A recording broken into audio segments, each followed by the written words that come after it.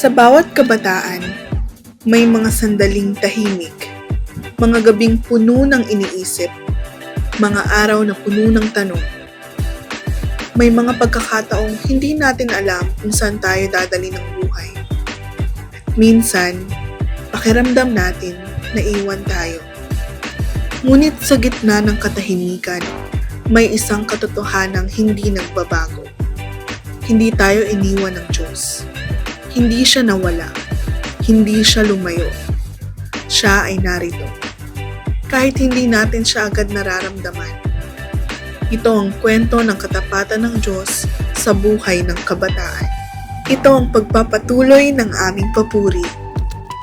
Kami ang Kabataang Nagpupuri.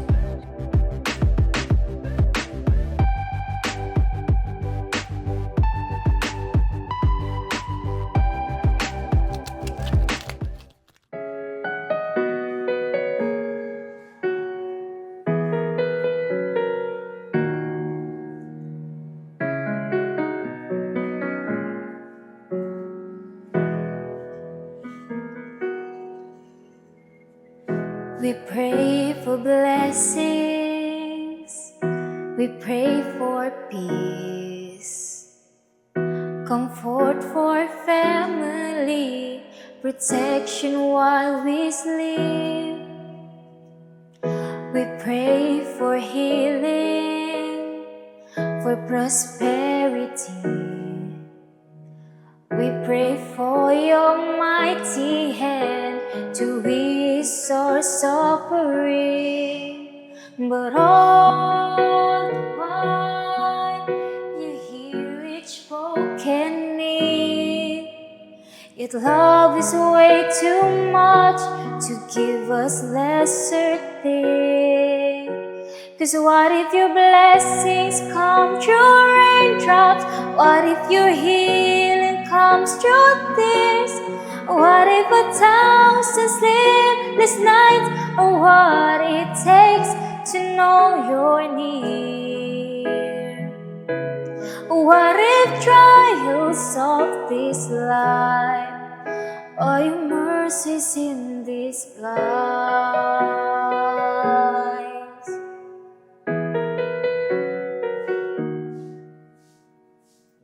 We pray for wisdom, your voice to hear.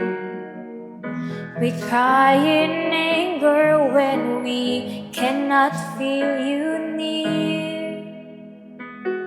Without your goodness, without your love, as if every promise from your word is not enough. But all the while, you hear each desperate plea, and long that we have faith to believe. 'Cause what if your blessings come through raindrops? What if your healings comes through tears? What if your 1,000 sleepless nights are what it takes to know you're near? What if trials of this life are your mercies in disguise? When friends betray us, when darkness seems to win, we know that pain reminds this heart that this is not our home.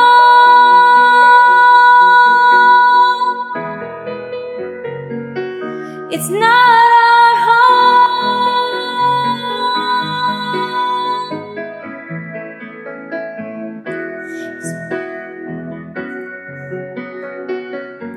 'Cause what if your blessings come through raindrops? What if your healings come through tears? What if 1,000 sleepless nights and what it takes to know you're near? What if my greatest disappointment or the aching of this life It's a revealing of a greater thirst this world can satisfy. What if trials of this life, the rain, the storm, the hardest night, are your mercies in disguise?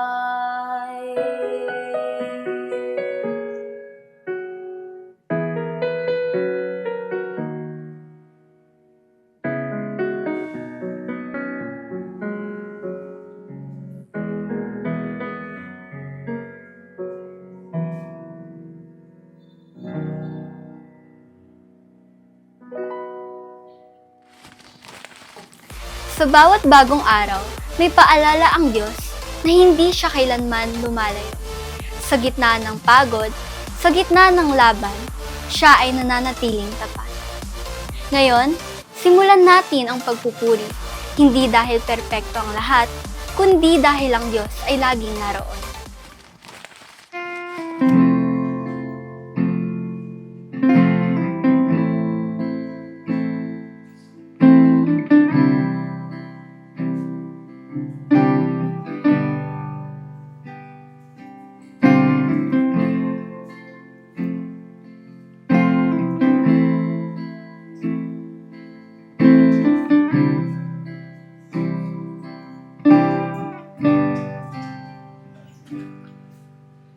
Hide me now under your wings. Cover me within your mighty hands. When the oceans rise and thunders roar, I will soar with you above the storm. Father, you are king over the flood. I will be still, know you are God.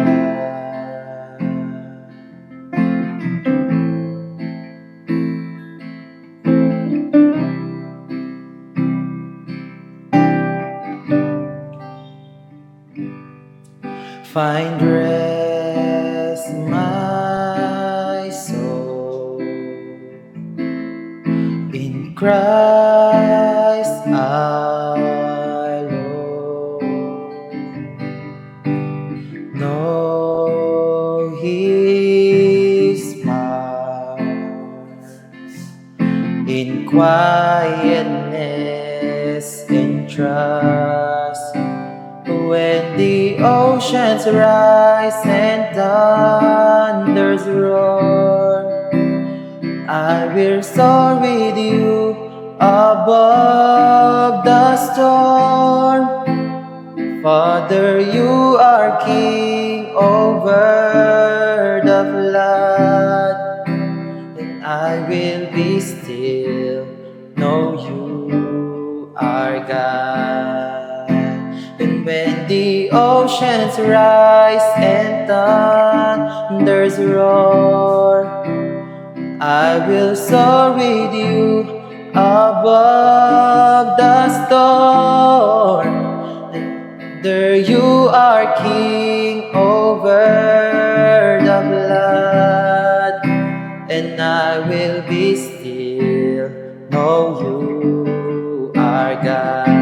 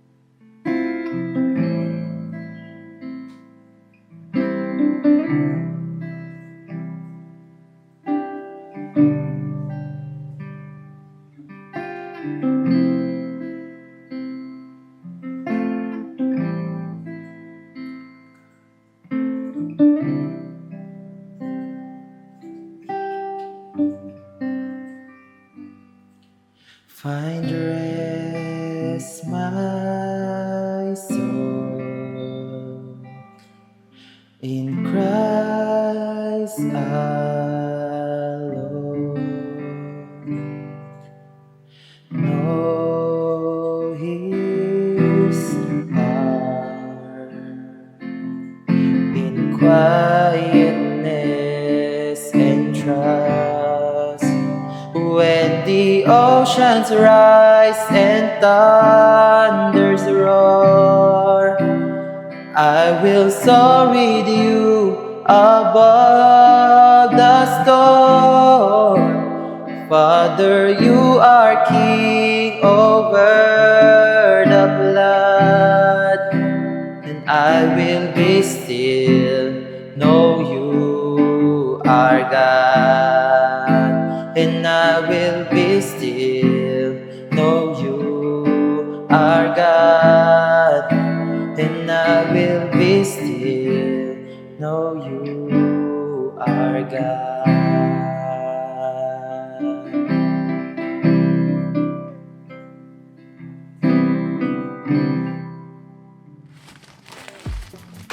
Sa buhay ng kabataan, hindi maiwasan ang pressure mula sa paaralan, sa pamilya, at maging sa ating mga sarili.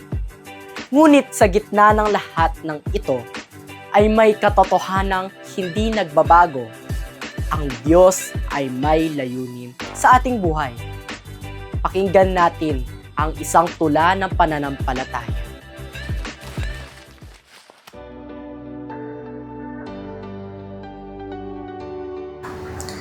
Bilang kabataan, ang daming pangarap sa buhay at ang daming gustong gawin. Sa kakaisip ng pangarap sa buhay, doon ko iniisip paano ba ako magsisimula. Kaya kailangan maging matapang kasi ayun ang sandata. Natatakot na naman ako magsimula ulit sa pagbuo ng aking business. Baka kasi mag-fail. Kaya ngayon naghahanap ako ng trabaho para may financial kahit pa paano. Hindi kasi sapat yung kinukuhanan ko ng pera sa social media. Sa pag-aaral ko naman, nahinto ako pero gustong-gusto ko na ulit makapag-aral. Sa social media, diyan nasira yung aking disiplina. Pagising sa umaga, scroll agad sa Facebook, sa lahat ng mga social media. Pero sa gitna ng pagsubok, si Lord ang nasa isip ko upang kausapin. Siya ang dahilan kung bakit unti-unti kong nababago ang sistema ng aking buhay. Kahit nakalimutan kong sabihin yung mga hiling ko sa Kanya, alam niya kung ano yon. Si Lord kasi yung tipong kahit hindi pa natin sinasabi yung dasal natin, alam na niya kung ano yon. God gives right path. God gives purpose. God gives wisdom. God leads and restores. Never lose hope. Just when you think it's over, God will make a way for you.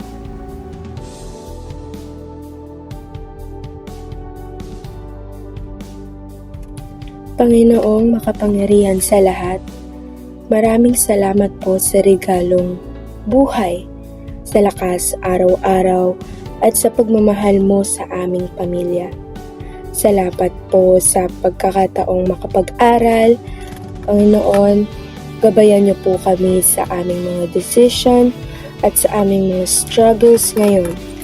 Bigyan mo po kami ng pag-asa at kapayapaan ng bawat kabataang nahihirapan o pinaghihinaan ng loob. Ipinagkakatiwala po namin sa inyo ang aming kinabukasan sa pangalan ni Jesus. Amen. May mga kwento na hindi agad nakikita ng iba. Mga laban na tahimik, ngunit mabigat. Ngunit kahit sa mga panahong pakiramdam natin ay nag-iisa lang tayo, ang Diyos ay hindi umaalis. Narito ang isang patotoo tungkol sa katapatan ng Diyos.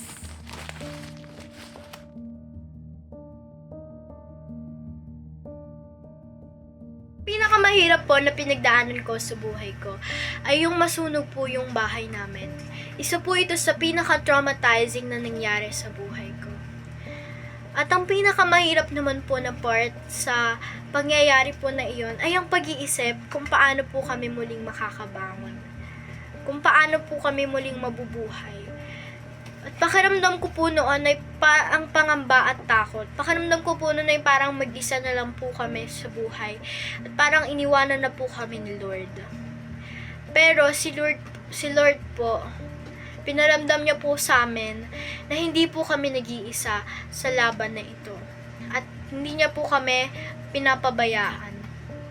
Sa pamamagitan po ng pagbibigay ng mga tao, paggamit ng mga tao na tutulong sa amin. Kagaya po ng mga members sa church, mga pamilya, at mga kaibigan.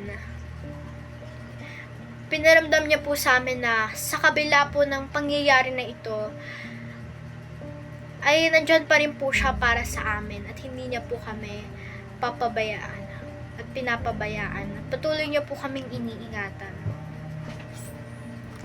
At sa experience naman po na yon, na-realize ko na hindi po nasusukat ang yaman natin sa kung anong meron tayo dito sa lupa. Kundi nasusukat po ito sa kabutihang meron tayo at sa relationship natin kay Lord at sa pananampalataya. Isa sa mabigat na pinagdaanan ko po sa buhay ko is yung natanggal po ako sa with honors list ng grade 9 ko, first quarter. Ang mahirap po sa part na yon is talagang feel ko po, downfall ko na po kasi po almost lahat po ng kaklase ko is kasama sa with honors list. And that time po talaga, yung aura ko po sa bahay at sa school ay talagang gloomy po talaga. Naranasan ko po yung presensya niya that time habang nag-i-scroll po ako sa TikTok. And may isang content, yung content na po na yun is about po siya kay God. And na-touch po talaga ako, kaya po nagkaroon po ako ng realizations. Isa na po rin yung nag-pray po ako na gustong-gusto ko po makapasa sa subject na mahina ako. And nasagot naman po siya. One thing na natutunan ko po na-experience ko na yon is you can't achieve something without asking God's guidance and without faith in Him. Kasi kahit ano pang gawin mo without God, He will deliberately make you go through some hardships para lang maalala mo siya and to draw you closer to Him. Isa po sa mga mabigat na pinagdadaanan ko sa ngayon is yung mga panahon na sobrang pressured sa sa school, sa mga responsibility sa buhay. May mga pagkakataon din po na parang gusto ko na sumuko dahil sabay-sabay yung stress, pagod, yung pressure, yung pag-aalala tungkol sa future. Parang pakiramdam ko na parang mag-isa ako, hindi ko alam kung kakayanin ko pa. Minsan nawawalan ako ng confidence, ng lakas na loob sa sarili ko. At sobra akong nag-overthink sa mga problema. Pero sa mga panahon pong yun, doon ko mas naramdaman yung presensya ng Diyos. Kahit hindi agad nawawala yung problema, nakakaramdam po ako ng peace at lakas ng loob para magpatuloy. Ginamit din po ni Lord yung pamilya, mga kaibigan, at yung mga tao sa paligid ko para palakasin yung loob ko at iparamdam sa akin na hindi ako nag-iisa, na may karamay ako sa lahat ng oras. May prayer din po ako noon na hiniling sa Diyos na sana bigyan niya ako ng lakas ng loob na malampasan yung mga struggles. Gabayan niya ako para malagpasan yung mga yun. And masasabi ko pong unti-unting nagiging maayos at tinutupad niya yung prayers ko. And natuto akong maging mas matatag at pagtiwala sa Diyos. Dahil po sa experience na yon, natutunan ko po na hindi tayo iiwan ng Diyos sa panahon ng pagsubok. Minsan hindi agad natin makakamtan o maintindihan yung plano niya. Hindi natin agad makakamtan yung nihiling natin at hindi natin agad magigets yung plano niya. Pero may purpose pala yung mga lahat ng yon. natutunan ko na maging faithful at magtiwala sa Kanya. Maniwala na may pag-asa sa kahit anong sitwasyon. Kasi lahat yon is ibinigay sa atin dahil alam niya ang kaya nating i-overcome yon at malagpasan yung pagsubok na yun.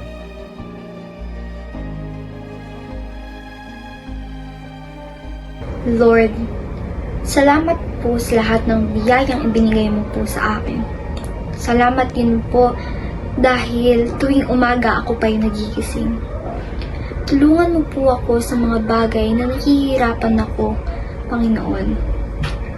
Ipinagpapanalangin ko rin ang aking pamilya, kaibigan, at iba pang aking mga kakilala na gabayan niyo po sila sa araw-araw na kanilang pamumuhay. Tulungan mo po ako sa mga bagay na nararanasan ko na nahihirapan po ako, Lord. Sa pangalan ni Jesus, Amen. Hindi lamang sa salita at awit na ipapahayag ang pagsamba, maging sa galaw, sa sining, at sa malikhaing paraan. Ang puso ay maaaring magbigay papuri. Ngayon, isang interpretative worship na nagsasalaysay ng katapatan ng Diyos.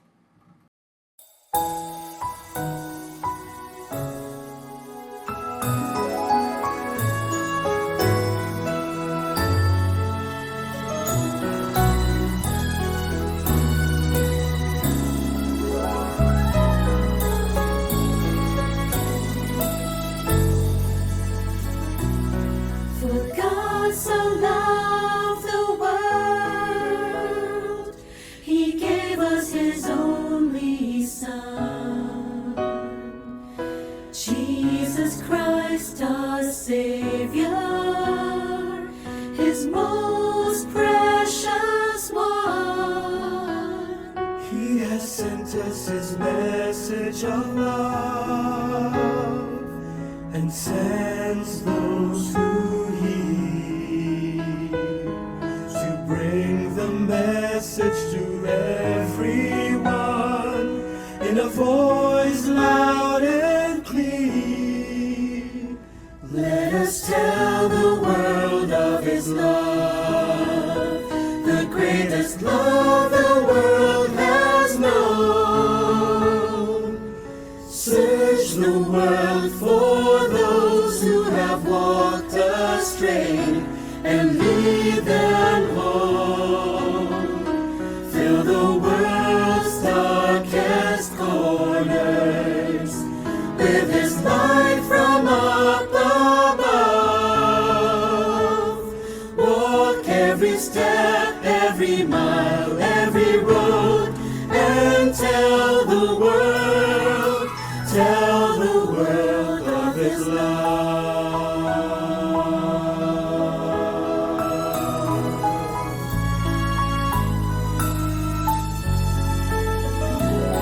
For God so loved the world, He gave us His only Son,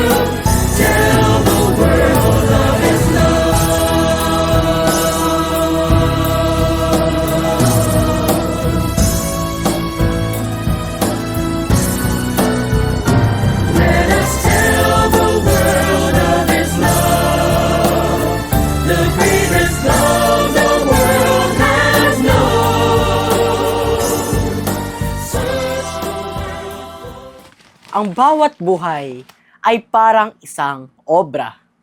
Unti-unti binubuo. May detalye na hindi agad nauunawaan. At may mga bahagi na unti-unting nagiging malinaw. Sa kamay ng Diyos, ang ating kwento ay patuloy na hinuhubog.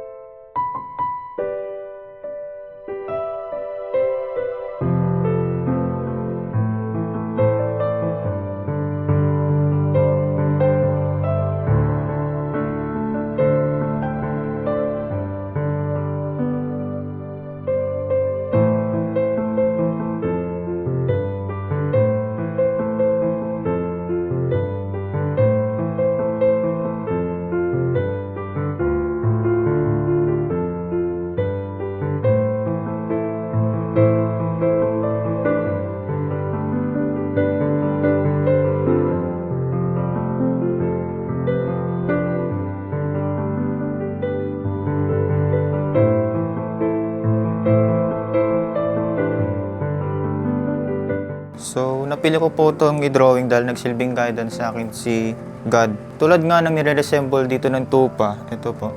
Naging inspiration ko ito, lalo na sa pang-araw-araw na ginagawa ko po. And may halin tulad ko itong drawing na to sa Proverbs chapter 3, verse 5 to 6. Trust in Lord with all your heart, and lean not your own understanding. In all your ways acknowledge Him, and He will make your path straight. Kumbaga sa Bible verse ko na to, yung pinangugutan ko ng wisdom. Whether may struggle sa akin personally, lalo na sa financially, academics, saka mental health, lean not on your own understanding. Meaning, hindi ka lang basta nakafocus sa sarili mong ways of thinking. By balancing spiritually with God, praying while acknowledging Him with all your problems will make your path straight and look for the brighter side of your life. Overall, acknowledging Him with God with your journey, make a certain point na hindi mo masasabi na kaya mo lahat mag-isa, na without God. But again, resolving it with wisdom, in God's guidance, may guide you to your target.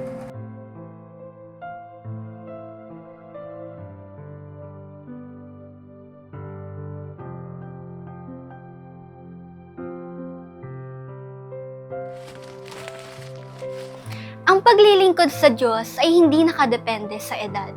Maging kabataan, may pagkakataon tayong gamitin ng Diyos para sa kanyang layunin. Pakinggan natin ang isang kwento ng pagsunod at paglilingkod habang bata pa.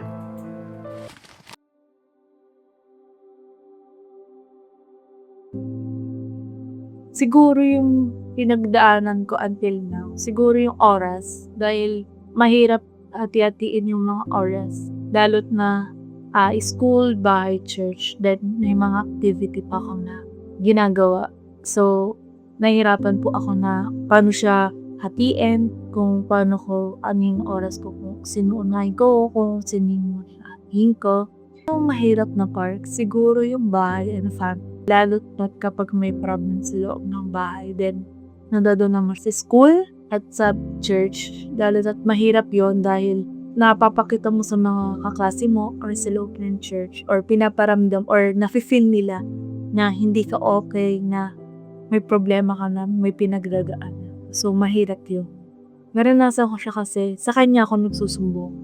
Sa kanya ako umiyak. Like, siya yung sumbungan ko kapag malungkot ako, kapag may pinagdadaanan ako, kapag nagpapasalamat ako sa kanya ako, umihilig sa kanya ako nagdadasal. Siguro yung good health ng family, na sana yung mga sakit nila or yung mararamdaman yung sakit is mawala at di na maramdaman. Lalo't na kay mama sa katandaan niya ngayon is pinag-pray ko na sana wag muna dahil gusto kong may pakita kay mom at sa mga tita ko kay nanay na kaya ko na babawi pa ako sa kanila. Na yung mga ginawa nila sa akin na tulong is mabawi doon sa kanila pag hinapori ako ng trabaho. Ang natutunan ko is lalo yung faith ko is tumaas or mas makilala ko palalo si Lord. At siguro is always pray, always mag-devotion, and kausapin si Lord if may problem, if kailangan mo siya. Kailangan mo lang si Lord dahil may gusto kang hiling, kundi gusto mo siya kasi tatay mo siya. Siya yung Savior. Siya yung God. Siya yung Ama natin. Siguro yung pinakamabigat na pinagdadaanan ko ay yung college life. Since di ko alam kung paano ko masusurvive yun, lagi kong pinagpipray sa Panginoon na tulungan niya ako ma-survive ang college life. Since ang daming mga gagawing assignments, projects, simpleng activity. Yung mahirap na part doon is yung nararamdaman kong sa tuwing nagiging burnout ako, nade-drain ako. Kasi hindi naman kasi nawawala yun. Dahil ang hirap talaga, as in, to the point na parang gusto ko na lang umabsent sa subject niyan kasi wala naman ako natututunan. Alam kong kasama ko yung Panginoon, Diyos. Kasi kung sa sarili ko lang yung lakas, kung sa sarilihin ko lang yung lakas ko, parang bibigay na ako. Like, give up na ako, ganun. Pero, nagugulat din ako sa sarili ko kasi nakakayanan ko na maging malakas, gumising ng maaga, gumising araw-araw, pumapasok sa school, pumupunta sa church service, na gumingiti sa kabila ng mga problema ko. And alam ng Diyos na madami akong problema. But, gumingiti pa rin ako sa kabila ng problema. Kasi may Diyos ako sa puso ko. And yung presensya niya, yung nagsisilbing lakas ko sa panahong mahina ako. Kaya sobrang saya ko ngayon. And nakakangiti pa rin ako. Sobrang saya ko nung nasagot ni Lord yung prayer ko. Ayun yung sabi ko nga kanina, ang hirap ng college life. And so, nung first day of school ko, hirap na ako mag-adjust since ang daming boys, 4 na kaming mga girls. Pinag-pray ko sa Panginoon na magkaroon ako ng friend sa school. And ayun, answered prayer. Meron akong kaibigan sa school. Natutunan kong kumapit sa kanya. Natutunan kong magtiwala sa kanya. Tiwala sa sarili ko.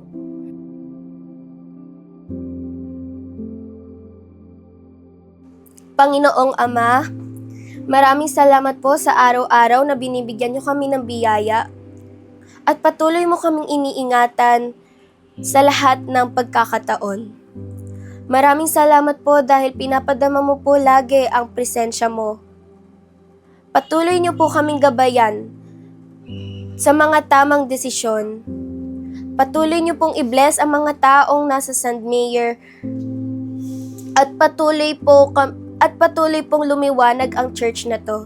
Maraming salamat po dahil po sa mga kabataan na patuloy ka pong pinupuri at mga nakakatanda pa.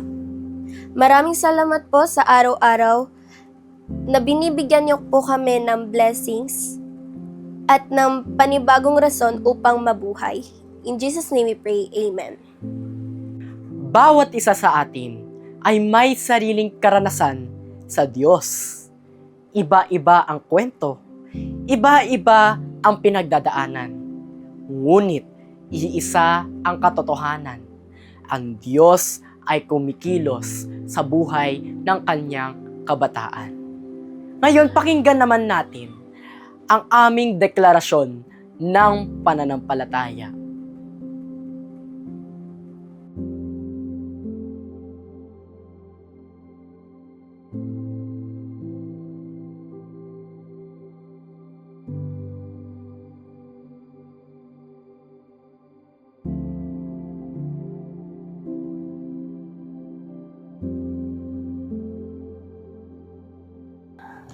Ang Diyos, siya ang buhay ko. God is my life. He is my home. He is my heart. He is my everything. He is my life. Without God, I am nothing. Without God, I am dead. Kaya si Lord, siya ang buhay ko. Ang ginawa ng Panginoon ay iniligtas niya ako sa kasalanan. Iniligtas niya ako from death. Diba nga sa kantang Amazing Grace, how sweet the sound that saved a wretch like me. I once was lost, but now I am found. Was blind, but now I see. Ayan ang ginawa sa akin ng Panginoon. I was just a wretch. Wala akong kwentang tao dati. Isa akong makasalanang tao dati. Isa akong mulmul na tao. Pero nung dumating ang Panginoon sa buhay ko, nung dumating siya sa buhay ko, nagbago lahat. Ginising niya ako sa katotohanan. Binago niya ako. Binago niya ang puso ko. Pero, ang pinakamas importante, binigyan niya ako ng pagmamahal. Binigyan niya ako ng pagmamahal na hindi ako karapat-dapat. Unconditional love. Ayan ang ginawa sa akin ng Panginoon. Even though I did not deserve it, He still saved me. That's what God has done in my life. One reason kung bakit ako nagpupuri, one reason why I still worship God, I still praise God, is dahil sa mga ginawa niya sa akin. Katulad ng sinagot ko sa second question, na anong ginawa niya sa buhay ko. That is the reason why I still praise God. I praise God for everything that He has done in my life. Nagpupuri ako sa Panginoon dahil sa pagmamahal niya, sa blessings niya, in everything, every plans that He fulfilled in my life. And most of all, nagpupuri ako dahil deserve ng Panginoon. Dahil deserve ng Panginoon, gagawin ko, ibabalik ko lahat ng papuri pa sa salamat sa Kanya. God is the one who stepped up as my father whenever I need one. He is the one who I run to whenever I have problems. He changed me. He still chose me even though I had committed sins. Because He changed, chose, and loved me. Ang Diyos, ang aking bato at sandigan. Ang ginawa niya sa buhay ko ay hindi niya ako iniiwan kailanman. Nagpupuri ako sa Kanya dahil mahal niya ako sa kabila ng aking pagkukulang. Lagi kong sinasabi na ikaw ang lahat sa akin, siya ang lahat sa akin, ang Panginoon ang lahat sa akin. I know parang cheesy siya masyado, pero that's the truth. God is everything for me. God controls my life, God is my sailor, God is always there for me whatever season I am in my life. Siya yung natatanging constant sa buhay ko. I know na lahat ng bagay, lahat ng tao sa buhay ko is temporary. Pero ang Panginoon, lagi siyang nasa buhay ko. Hindi siya nagbabago. Hindi siya nagsasawa na mahalin ako. Even though nagkakasala ako, kahit na may pagkukulang ako sa Kanya, nandun pa rin yung pagmamahal niya. Lagi pa rin siyang nandyan sa akin. At lagi niyang pinaparamdam sa akin yung pagmamahal niya through my loved ones. Kaya, siya ang everything ko. times na feeling ko hindi ako kamahal-mahal o hindi ko masyadong gusto yung sarili ko. Lahat pinoprovide ni Lord, especially kapag nahihirapan ako, ang pakiramdam ko or the end na yung problema ko. Kasi meron po akong personality na ako sa problema, need ko talaga muna magpanic muna, na maratal muna. Although alam ko na masusolusyonan ko dahil kasama ko si Lord, talagang nasa personality ko na yata siya. Pero ayun nga, lagi akong sinasamahan ni Lord. Minsan when I become too worried or anxious about anything, medyo nahihiya po ako kasi I sometimes forget that He's an all-knowing God. Alam niya kung ano yung pangangailangan ko. And He's just preparing things for me. Dahil hindi naman niya kagad talaga ibibigay lahat. You must work hard for it.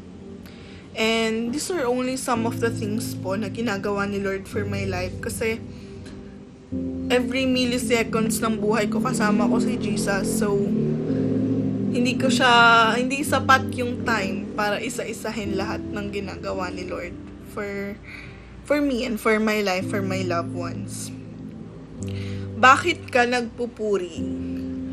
I feel like it's because it's in my heart. Ayun po yung nasa puwi na it's my way of giving back to the Lord for all the blessings that He's given me. Parang kaya ako nagpupuri because I am receiving something, so I'm giving it back. Parang for me, hindi po sufficient yung explanation na yun. And ang explanation ko po ay, kasi po yun yung nararamdaman ko. Yun po yung nasa puso ko. At mahal ko po ang Diyos. That's why I praise Him. And also, for all the sacrifices He made, even though I'm not deserving, deserve po ni Lord lahat ng papuri na kaya kong ibigay. Binigyan niya ako ng lakas, blessings, at tinulungan niya akong bumangon sa mga problema na kinakaharap ko. Siya rin ang nagbigay sa akin ng pag-asa.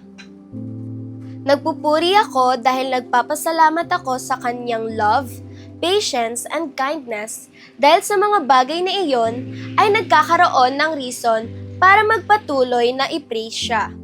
Nagpupuri ako dahil nakikita ako ang pagmamahal at kabutihan na binibigay ni Lord para sa atin. Patuloy niya tayong ginagabayan sa mga mabubuting bagay, katulad ng paggawa ng mga tamang desisyon, at isa din sa rason kung bakit ko siya pinupuri is binibigyan niya tayo ng problema hindi dahil gusto niya tayong masaktan. Binibigyan niya tayo ng problema dahil gusto niya tayong matuto kasama siya.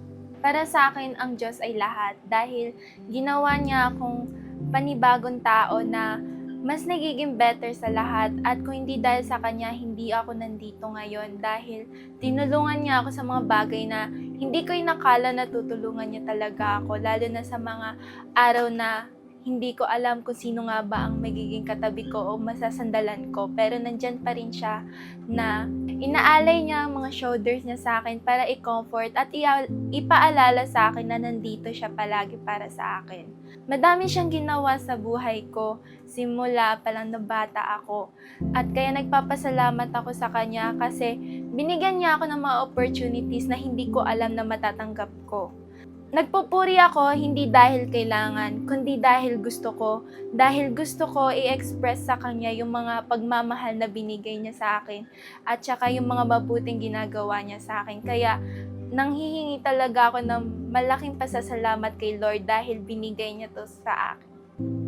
Ang Diyos na hindi kailanman umalis ay siya ring Diyos na nakikinig ngayon. Sama-sama tayong manalangin.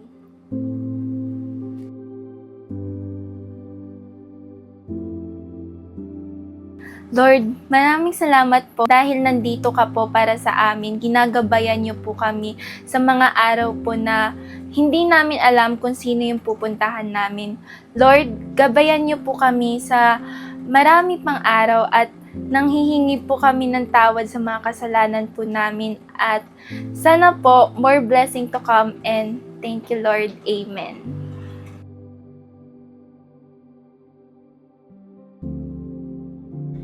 Lord, salamat po sa blessings sa ginilay ninyo sa amin, pati na rin po sa walang hangganang pagmamahal ninyo sa Panginoon, hinihiling ko na patuloy niyo po kami protektahan at bigyan ng lakas sa bawat pagsubok na darating sa aming buhay. Sa mga tao po na tila hindi ka pa ko kilala, hawakan po ninyo kanilang nakakurso. Tulungan niyo po sila na maramdaman nila o mamahal mo po. Alam po namin na mayroon kayong mabuting plano para sa bawat isa. Sa pangalan ni Jesus, Amen. Sa huling yugto ng ating pagsamba, pinagbubuklod natin ang lahat ng tinig, awit at puso. Mula sa mga kwento ng katapatan ng Diyos, ngayon ay iisa ang ating tugon. Papuri at pagsamba. Ito ang ating huling handog para sa Kanya.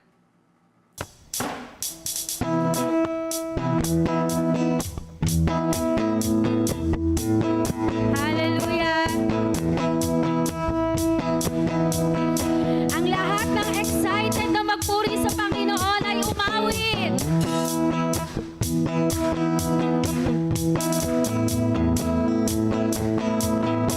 Yes, Lord!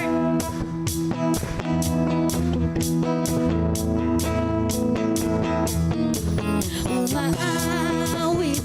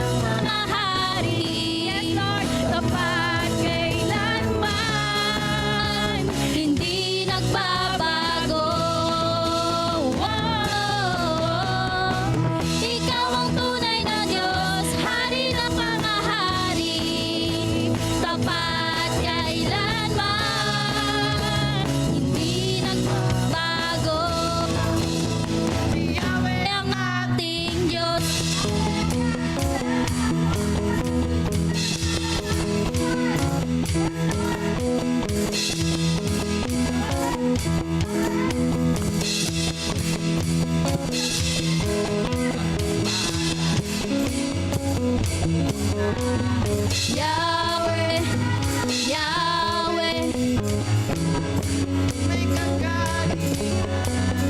Yahweh, Yahweh,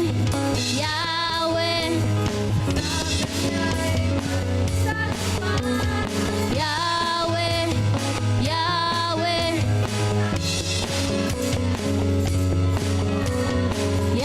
Yahweh,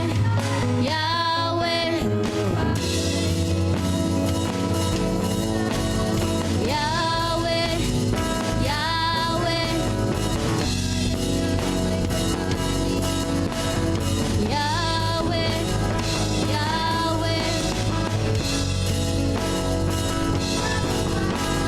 Yahweh, Yahweh, sikaw ng lahat ng lahat. Yahweh, Yahweh, ikaw ang tunay na Diyos, hari ng mga hari, at kailanman hindi nagbabago. Wow! Ikaw ang tunay na Diyos, hari ng mga hari, tapat kailanman hindi nagbabago. Ikaw ang tunay na Diyos, hari ng mga hari, tapat kailanman hindi nagbabago. Ikaw ang tunay na Diyos, hari ng mga hari, tapat kailanman hindi nagbabago. Si Yahweh ang ating Diyos. Yes, Lord! Si Yahweh ang ating Diyos.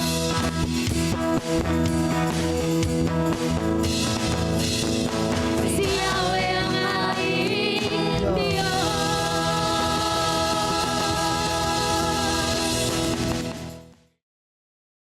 Sa lahat ng aming awit, sa lahat ng aming luha, sa lahat ng aming patotoo, isang katotohanan ang nananatili. Maaaring may mga pagkakataong tayo ay nanghina, maaaring may mga sandaling tayo ay nagtatanong, ngunit hindi nagbago ang Diyos. Hindi siya umalis sa ating tabi. Hindi niya tayo iniwan sa gitna ng laban. Siya ang Diyos na nananatili. Ang Diyos na tapat sa kahapon, tapat sa ngayon, at tapat sa bukas. Kaya sa pagtatapos ng aming pagsamba, hindi ito paalam, kundi pagpapatuloy. Dahil ang buhay namin ito ay patuloy na papuri sa Kanya.